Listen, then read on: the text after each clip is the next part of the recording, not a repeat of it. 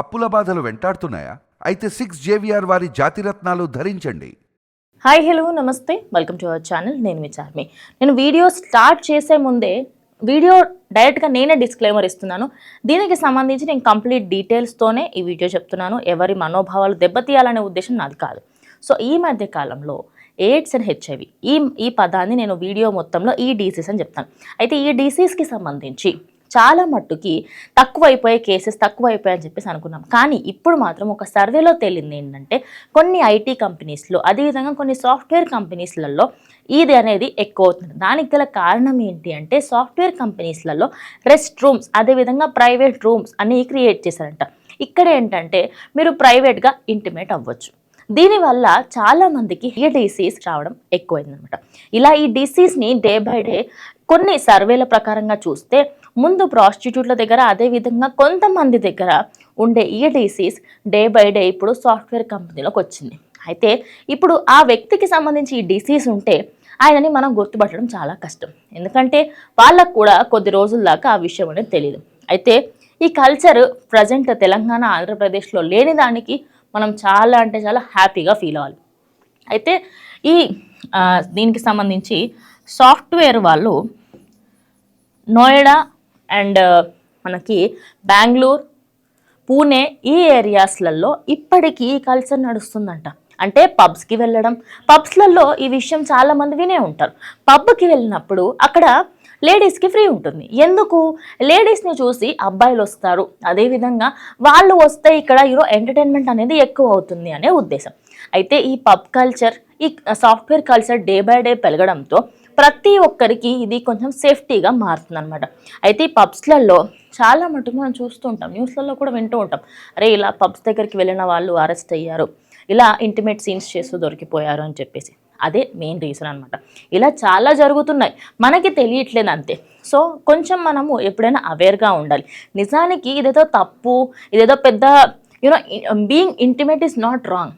కానీ అది మీరు ఎక్కడ చేస్తున్నారు, ఎవరితో చేస్తున్నారు, ఎవరితో పడితే వాళ్ళతో చేయడం అనేది తప్పు అని చెప్పడమే నా ఉద్దేశం. కానీ ఇప్పుడు వాళ్ళకి ఎడ్యుకేషన్ కోసం ఏమీ అవసరం లేదు. ఇంకోటి సేఫ్టీ మెజర్స్ కూడా పాటించట్లేదు, అసలు ఎవరు సేఫ్టీ వాడట్లేదు కూడా.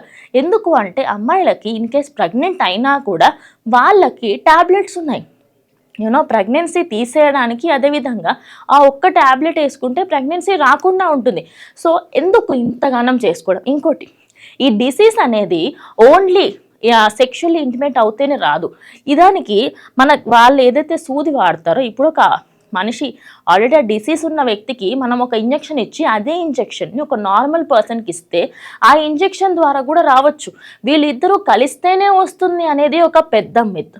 అండ్ ఇంకోటి, మనం ప్రస్తుతం దీన్ని నార్మలైజ్ చేయాలి అంటున్నాం. కానీ ఈ డిసీజ్ని నార్మలైజ్ చేస్తే రేపటి రోజు మనకి చాలా అంటే చాలా ప్రాబ్లమ్స్ వస్తాయి.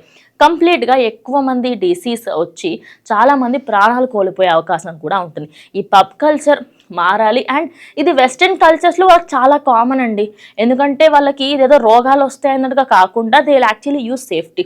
వాళ్ళు సేఫ్టీ మెజర్స్ అన్నీ ఫాలో అయ్యి చేస్తారు.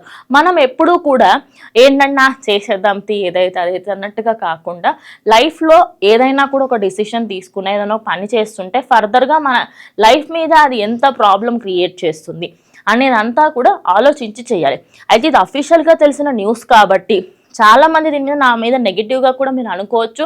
బట్ నేనేంటంటే ఇలా ఈ సాఫ్ట్వేర్ కల్చర్, అదేవిధంగా కొన్ని ఏరియాస్లలో ఈ పబ్ కల్చర్ వల్ల అవుతున్న ఇలాంటి థింగ్స్ అన్నిటినీ అవేర్నెస్ కోసం అనేది నేను చెప్తున్నాను. సో మీరు ఎప్పుడైనా ఇలాంటి వాటికి సంబంధించి ఏమైనా మీ దృష్టిలోకి వస్తే ఖచ్చితంగా మీరు వాటి నుంచి దూరంగా ఉండే ప్రయత్నం చేయండి. అమ్మాయిలైనా అబ్బాయిలైనా ఎవరైతే కొత్తగా జాయిన్ అవుతూ ఉన్నారో ఎవరితోనైనా కూడా ఇలాంటివి చెయ్యకండి. చేసే ముందు కొంచెం ఒకసారి ఆలోచించండి, సేఫ్టీ వాడండి. ఎందుకంటే ఇప్పుడు ఈ మధ్య కాలంలో పిల్లలకి ఏదైనా చెయ్యాలి చెయ్యకూడదు అని చెప్తే నువ్వెవరు చెప్పడానికి అనే క్వశ్చన్ ఉల్టా మాకే వస్తుంది ఆబ్వియస్లీ. సో ఎవరైనా కూడా ఇలాంటివి పాల్పడే ముందు కొంచెం ఒకసారి ఆలోచించి చేయండి. ఇది ఇవాళ వీడియో. సో ఇది మీకు ఇన్ఫర్మేషన్ కోసము, అదేవిధంగా మీకు నాలెడ్జ్ కోసమే ఈ వీడియో నేను క్రియేట్ చేశాను. అంతే తప్పించి ఏదో ఒక ఇండస్ట్రీని తిట్టాలనో ఎవరినో అనాలనో ఉద్దేశం మాత్రం నాది కాదు.